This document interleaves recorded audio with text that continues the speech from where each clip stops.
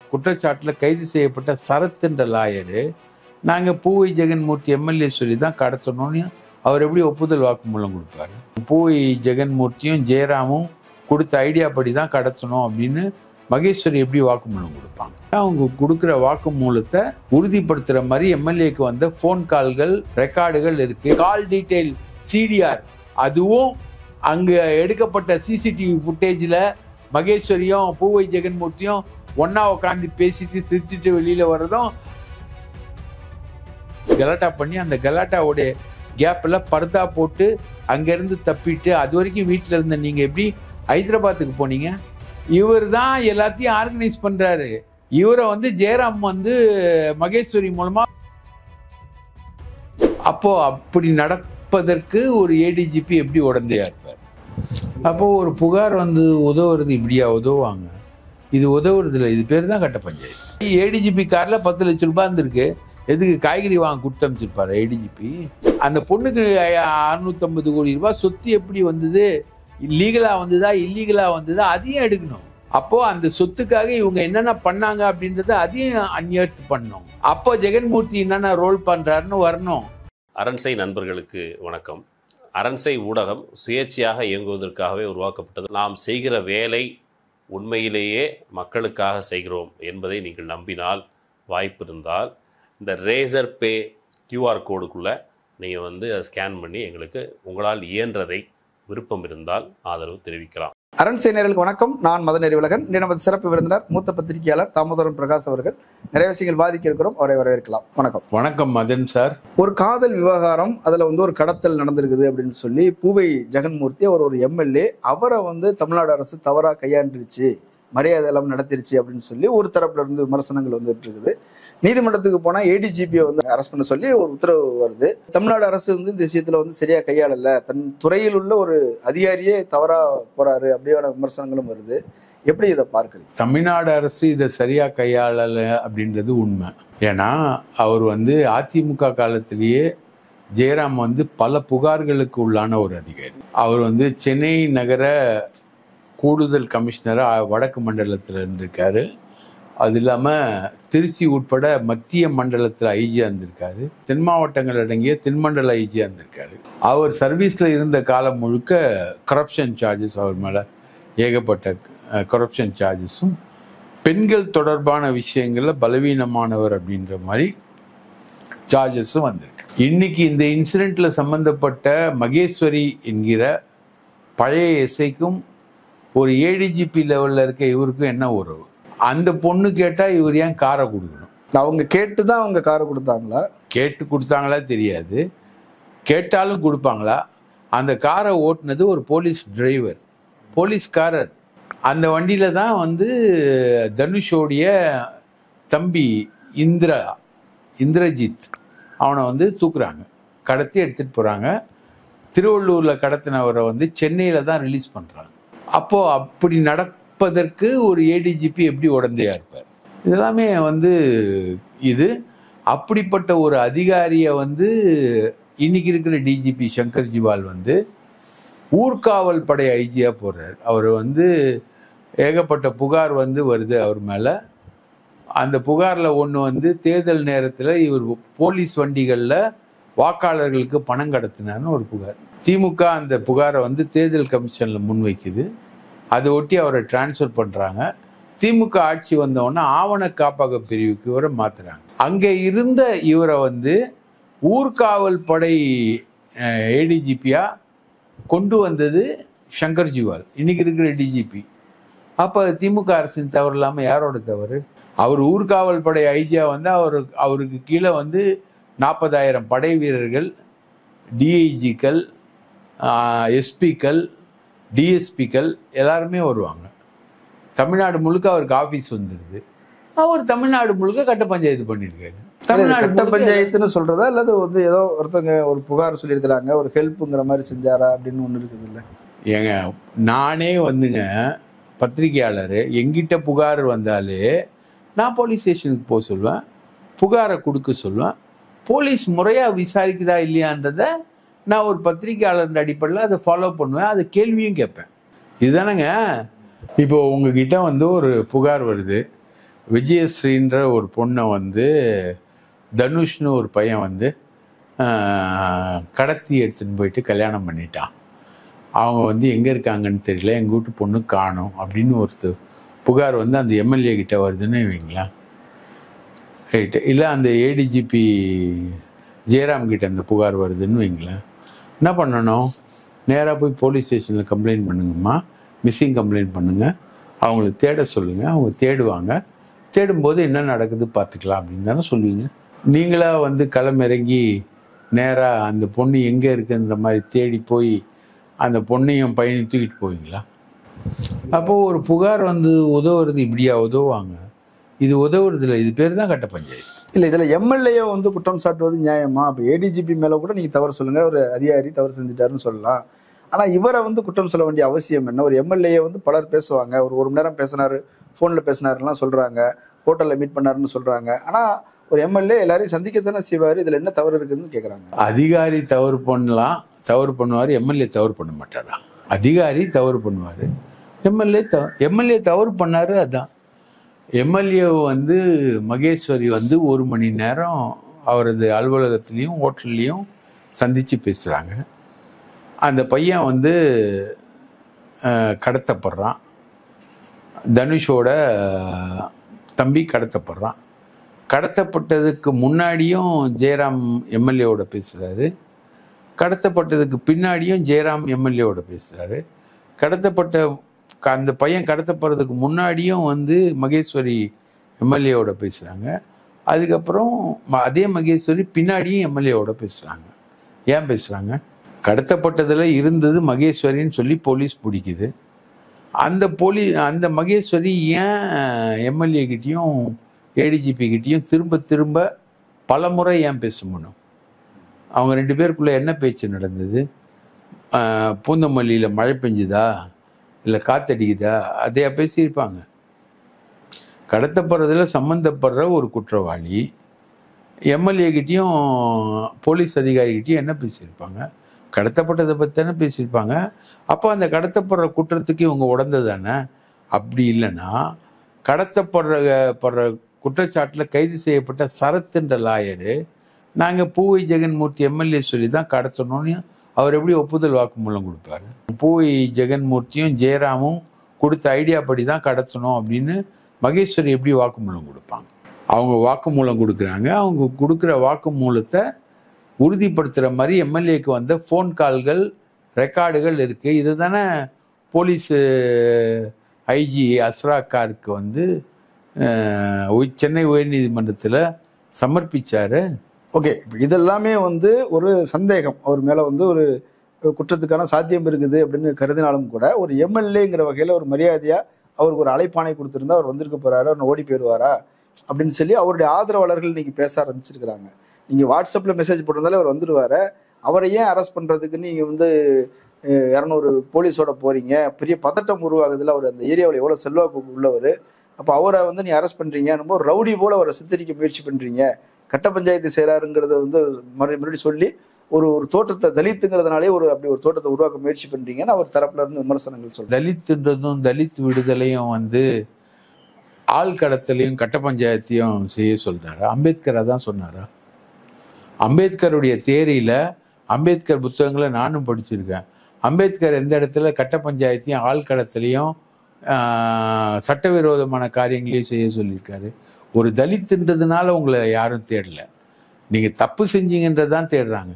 அது வரைக்கும் நீங்க வீட்டில் இருந்த நீங்க போலீஸ் வந்ததும் உங்களை அப்ரோச் பண்றதுக்கு தமிழரசு டிஎஸ்பி வந்ததும் நீங்க உங்க ஆதரவாளர்களை கூட்டி கலாட்டா பண்ணி அந்த கலாட்டாவுடைய கேப்ல பர்தா போட்டு அங்கிருந்து தப்பிட்டு அது வரைக்கும் வீட்டில் இருந்த நீங்க எப்படி ஹைதராபாத்துக்கு போனீங்க? சப்போஸ் போலீஸ் வந்தாங்கன்னா கூட சரி, அவங்க ஃபோர்ஸ்ஃபுல்லாக உள்ள வந்து உங்களை கைதே பண்ணட்டுமே. எத்தனை போராட்ட தலைவர்களை கைது பண்ணியிருக்காங்க, எவ்வளோ பெரிய ஆட்களை கைது பண்ணியிருக்காங்க. அவங்களுக்கெல்லாம் சம்மன் கொடுக்காமலே வந்து எத்தனை பேர் எத்தனை போராட்ட முறைகளில் பிரிட்டிஷ் அரசு தொடங்கி எமர்ஜென்சி காலத்திலிருந்து இன்னைக்கு வரைக்கும் எத்தனையோ பேரை எத்தனையோ தலைவர்களை எத்தனையோ விதத்தில் கைது பண்ணியிருக்காங்களே. உங்கள் மேலே குற்றம் இல்லைன்னா நீங்கள் அங்கே அதை வந்து நிரூபிக்கிறதுக்கான வேலைகளில் தான் நீங்கள் ஈடுபடணும். ஏன் ஓடி ஒளியிறீங்க? சார் இங்க இருந்தா நீங்க எப்படி சார் ஹைதராபாத்துக்கு போனீங்க? இல்ல, ஒரு மக்களால் தேர்ந்தெடுக்கப்பட்ட ஒரு எம்எல்ஏ வந்து இந்த அரசு வந்து சரியான முறையில் நடத்தல, தலித்துகளுக்கு இந்த அரசுக்கு கீழே வந்து பாதுகாப்பு இல்லை அப்படின்ற அதன் ஒரு நம்பிக்கை இல்லை, அதனாலதான் அவரு அந்த மாதிரி போயிருப்பாரு அப்படின்ற மாதிரி சொல்றாங்க அவங்க. எல்லாரையும் பிடிக்கலையே சார். எத்தனையோ ஏடிஜிபி இருக்காங்க, மொத்தம் 16 பேர் இருக்காங்க ஏடிஜிபி மட்டும் தமிழ்நாட்டில். ஏன் ஜெயராம மட்டும் முடிக்கிறாங்க? எத்தனையோ எம்எல்ஏக்கள் இருக்காங்க, அதிமுக எம்எல்ஏக்கள் இருக்காங்க. இவரை சித்தப்பான்னு கூப்பிடுற சசிகாந்த் செந்தில் எம்பியே இருக்காரு அங்கே திருவள்ளூரில். அவரை போய் எதுவும் போலீஸ் டிஸ்டர்ப் பண்ணலையே? அவரும் தலித் தானே. சசிகாந்த் செந்தில்னா தலித் இல்லையா? அப்போது அவரை டிஸ்டர்ப் பண்ணலையே. ஏன் இவரை டிஸ்டர்ப் பண்ணுறாங்க? இவர் இன்வால்வ்டு, இவர் அந்த கிரைமில் இன்வால்வ்டுன்னு சொல்லிட்டு பிடிப்பட்ட குற்றவாளிகள் வாக்குமூலம் கொடுக்குறாங்க, விசாரணைக்கு கூப்பிடுறாங்க, வாங்கன்னு தான். இப்போ போலீஸ் ஸ்டேஷன் போனோடனே கைது பண்ணுவாங்களா? ஒருத்தரை வந்து இப்போ என்னை கூட போலீஸ் ஸ்டேஷனுக்கு கூப்பிடுறாங்க, வாங்க போலீஸ் ஸ்டேஷனுக்கு போகலாம் அப்படின்னா அது கைதுன்னு ஆகிடுமா? கைது பண்ணுறதுக்கு எஃப்ஐஆர் போடணும் இல்லையா? எஃப்ஐஆர் இருக்கணும் இல்லையா? எஃப்ஐஆரில் இவர் குற்றம் செஞ்சதா இருக்கணும் இல்லையா? அதுக்கான சாட்சியங்கள்லாம் இருக்கணும் இல்லையா? அப்போ தானே கைது பண்ணுவாங்க. அப்போது இவருக்கு எதிராக எல்லா சாட்சியமும் இருக்குது அந்த கடத்தல் வழக்கில். இவர் தான் எல்லாத்தையும் ஆர்கனைஸ் பண்ணுறாரு. இவரை வந்து ஜெயராம் வந்து மகேஸ்வரி மூலமாக பார்க்க சொல்கிறாரு, போய் பாருங்க இந்த மாதிரி ஒரு பிரச்சனை வருது, தேனியில் வந்து நிறைய சொத்துக்கார பொண்ணு, நிறைய சொத்து இவ பேரில் பினாமியில் நிறைய பேர் எழுதி வச்சுருக்காங்க, அந்த மாதிரி இருக்கக்கூடிய ஒரு குடும்பத்தை சார்ந்த பொண்ணு இவ. அந்த பொண்ணை ஒரு பையன் கூட்டிகிட்டு போயிட்டான், அந்த பொண்ணை மீட் எடுத்தா இவ்வளோ லட்சம் தரேன் இவ்வளோ லட்சம் தரேன்னு சொல்லிட்டு அந்த சொத்துக்காரங்கெல்லாம் வந்து பேரம் பேசுகிறாங்க, ரைட்டா? அது மீட் எடுக்க போகிறாங்க, மாட்டினா கொலையும் பண்ணுவாங்க. அதுக்காக தான் இவங்க போகிறாங்க. போயிட்டு அந்த பையன் அட்ரஸ் கேட்குறாங்க. அந்த பையனுக்கு அட்ரஸ் தெரியல. கண்ணகி முருகேசன் கேஸில் எப்படி தானே ஒருத்தனை 350 அடி கிணத்துல தொங்க விட்டு அடித்து முருகேசனும் கண்ணகி எங்கே இருக்காங்க அப்படின்னா அவன் திருவண்ணாமலையில் ஒளிஞ்சிருந்த முருகேசனையும் கண்ணகியும் காட்டி கொடுத்துட்டான். கண்ணகிக்கும் முருகேசனுக்கும் விஷம் கொடுத்து சுடுகாட்டில் படுக்க வச்சு கொலை பண்ணாங்க இல்லையா? அது ஆணவ கொலை. இது வந்து பணக்கொலை. பணம் சம்பந்தப்பட்ட ஒரு பேக்ரவுண்ட் இருக்கக்கூடிய பொண்ணு இவ அப்படின்னு சொல்றாங்கல்ல தேனி மாவட்டத்து ஆட்கள். அப்போ அவங்க பிடிப்பட்ட கார்லயே 10 லட்சம் ரூபாய் இருந்திருக்கு, ஏடிஜிபி கார்ல 10 லட்சம் ரூபாய் இருந்திருக்கு. எதுக்கு காய்கறி வாங்க கொடுத்து அமைச்சிருப்பாரு ஏடிஜிபி? கிரைமு, குற்றம், இன்வால்வ்மெண்ட் அதெல்லாம் இருக்கிறதுனால தான் தப்பிச்சு போற. நீ உன்னை வந்து போலீஸ் விசாரணைக்கு எடுத்துட்டு போயிட்டாங்கன்னா கன்ஃபார்மா உன்னை கைது பண்ணிடுவாங்க. நீதிபதி கைது பண்ணலையே அவரை, வந்து பெயில் கொடுக்கல அப்படின்னாலும் கூட, முன்ஜாமீன் கொடுக்கலனாலும் கூட விசாரணைக்கு ஒத்துழைப்பு கொடுங்கன்னு தானே சொல்லி விட்டுட்டாரா? ஏடிஜிபி தான் அரெஸ்ட் பண்ண சொல்லியிருக்கிறாரு. என் கேள்வி, நான் ஏடிஜிபி தப்பு பண்ணாரு, ரைட்டு. ஏடிஜிபியே தப்பு பண்ணும்போது யூனிஃபார்ம் ஃபோர்ஸில் இருக்கக்கூடிய, இன்னைக்கு அவர் சுப்ரீம் கோர்ட் போயிட்டாரு. ஏடிஜிபி யூனிஃபார்மில் இருக்கிற என்னை எப்படி நீங்கள் வந்து கைது பண்ண சொல்லலான்னு சுப்ரீம் கோர்ட் போயிருக்காரு. இன்னைக்கு அவருக்கு பர்மிஷன் கொடுக்கல, நாளைக்கு அந்த கேஸ் ஹியரிங் வரும், நாளைக்கு ஒரு வேளை ஸ்டே கூட கொடுக்கலாம் அந்த கேஸுக்கு, அதுக்கெலாம் இல்லைன்னு சொல்ல. ஆனால் நடந்த வழக்கோட சாராம்சம் என்ன, தாத்பரியம் என்ன? கிட்னாப்பிங் கேஸ் தானே. கிட்னாப்பில் அந்த பசங்க 2 பேரும் தனுஷும் விஜயஸ்ரீயும் மாட்டியிருந்தா என்ன ஆயிருப்பாங்க? அவங்க எது என்ன கொலை பண்ணப்பட்டிருப்பாங்க.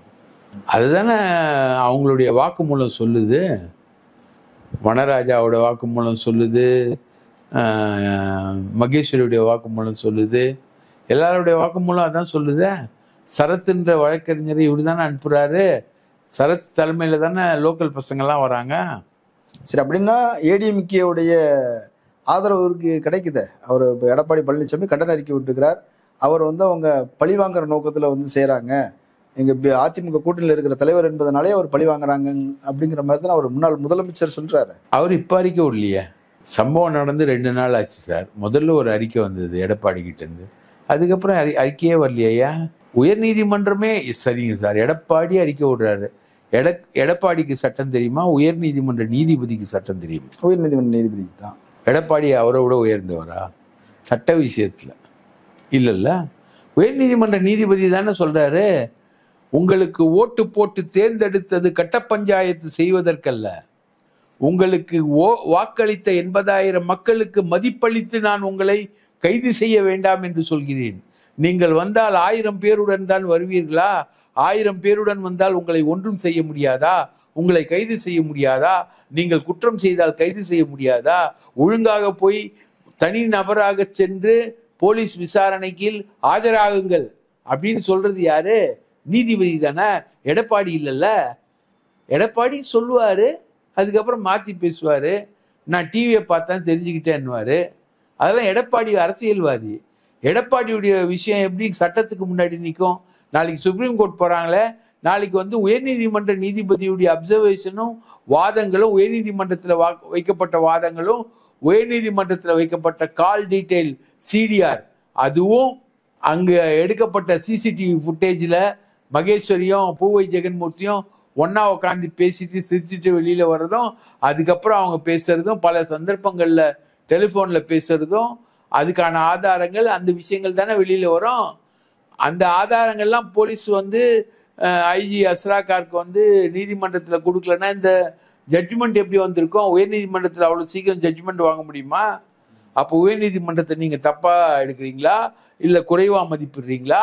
எடப்பாடி பழனிசாமி உயர்நீதிமன்றத்தை விட மிகப்பெரிய ஆளுன்னு சொல்றீங்களா? எடப்பாடி சொல்றது எந்த மூளைக்கு சார்? அதை தாண்டி பல விஷயங்கள் நடந்துருச்சே இங்க. ஓகே, இப்போ ஒரு அதிகாரியை கைது செய்யறது, அது இந்த லெவலில் உள்ள ஒரு அதிகாரியை கைது செய்யறதுங்கிறத வந்து இது வரைக்கும் அப்படி நடந்தது இல்லை. இப்போ இதுக்கு என்ன காரணம் அப்படின்னா, அங்கே அதிகாரிகளுக்கு இடையிலேயே ஒரு ஈகோ இருக்குது. ஒருத்தர் வந்து காட்டி கொடுக்கறதுக்கான வேலையை செஞ்சுட்டாங்க, பழிவாங்கிற நோக்கம் இருக்குது அப்படின்ற மாதிரியும் ஒரு பேச்சு இருக்குது. அதெல்லாம் புல்ஷிட். நீங்க வந்து அது வந்து என்னன்னா, ஒரு அதிகாரி இப்போ நான் வந்து மாற்றேன்னா, நான் வந்து தவறு செய்யாம நான் மாட்ட மாட்டேன். புரியுதுங்களா? சவுக் சங்கர் மாற்றாருன்னா கஞ்சா வச்சிருந்ததுனால மாற்றாரு. கஞ்சாவை யார் கொண்டு வந்து வச்சா? அவரே வச்சிருந்தாரு, மாற்றாரு. அது மாதிரி நான் தவறு செஞ்சாதான் நான் மாட்டுவேன். ரைட்டுங்களா?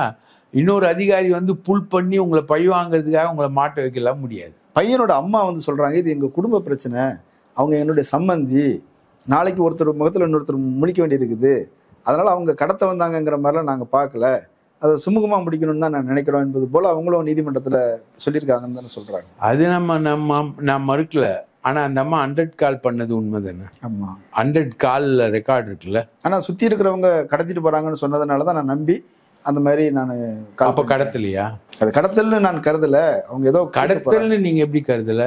கத்தியால குத்துறான், கத்தியால குத்துனதுன்னு நான் கருதல. நகை வெட்டி வச்சு நகத்தை வெட்டினான்னு நான் கருதுனேன்னு சொல்வீங்களா? உங்க வீட்டுல இருந்து ஒரு பொருள் வந்து 10,000 ரூபாய் காணாம போகுது, 10,000 ரூபாய் காணாம போச்சு, நீங்க புகார் அழுகுரல் எழுப்புறீங்க. அது வந்து போலீஸ் கவனத்துக்கு போகுது, போலீஸ் வந்து சேஸ் பண்ணுது, 10,000 ரூபாய் எடுத்துட்டு ஒருத்தன் ஓடுறான், அவனை சேஸ் பண்ணி பிடிக்கிறீங்க. பார்த்தா உங்க சொந்தக்காரனா இருக்கான். எங்க சொந்தக்காரன் அவன் எங்க வீட்டுல இருந்து சும்மா விளையாட்டுக்கு எடுத்துன்னு போயிருப்பான்னு சொல்லுவீங்களா? 10,000 ரூபாய் திருடு போனது உண்மை தானே? சம்பவம் உண்மை தானே? பையன் கடத்தப்பட்டது உண்மை தானே? சென்னை மீனம்பாக்கத்துல தானே அவனை ரிலீஸ் பண்ணியிருக்காங்க. இல்லை அப்படின்னா அவங்க என்ன சொல்றாங்க, இப்போ என்ன யாரும் மிரட்டல, ஜெகன்மூர்த்திக்கு இதுக்கு தொடர்பு கிடையாது, நாங்கள் இதுக்கு முன்னாடி சந்திச்சது கூட கிடையாது, எங்களுக்குள்ள எந்த பகையும் கிடையாது, அதனால நான் அவரை குற்றம் சாட்டலை அப்படின்ற மாதிரி சொல்றாங்களே. அவங்க குற்றம் சாட்டல சார். அவங்க பையனை கடத்திட்டு போனதுல இருந்த ஒரு வழக்கறிஞர் பேரு சரத்து, அந்த பையனை கடத்திட்டு போன ஏடிஜிபியோடைய சைரன் பொருத்திய போலீஸ் பேர் போட்ட கார்ல கடத்திட்டு போன மகேஸ்வரி சொல்றாங்க. ஜெகன்மூர்த்தி சம்பந்தப்பட்டிருக்கார், ஜெகன்மூர்த்தி தான் ஆலோசனை கொடுத்தாரு, எல்லாமே பண்ணாரு, ஜெகன்மூர்த்தி தான் ஆளினால ஜெகன்மூர்த்தியும் ஜெயராமன் தான் எல்லா வேலையும் பண்ணாங்கன்றத அவங்க சொல்றாங்க. நீங்க சொல்லலை. நீங்க வந்து எங்க சொந்தக்காரங்க, இப்போ நாங்கள் ஒன்றுக்குள்ளே ஒன்று பார்த்துக்கணும், பொண்ணுக்கு நிறைய சொத்து இருக்குது, அந்த சொத்தெல்லாம் காபந்து பண்ணோம், அந்த சொத்தெல்லாம் நாங்கள் அனுபவிக்கணும், அதுக்காக நீங்கள் சொல்கிறீங்க. வனராஜான்றது வந்து பொண்ணோட அப்பன் அரசடு, அவனை காப்பாற்றுறதுக்காக நீங்கள் சொல்கிறீங்க. இது ஆஃப்டர் தாட்டு தானே.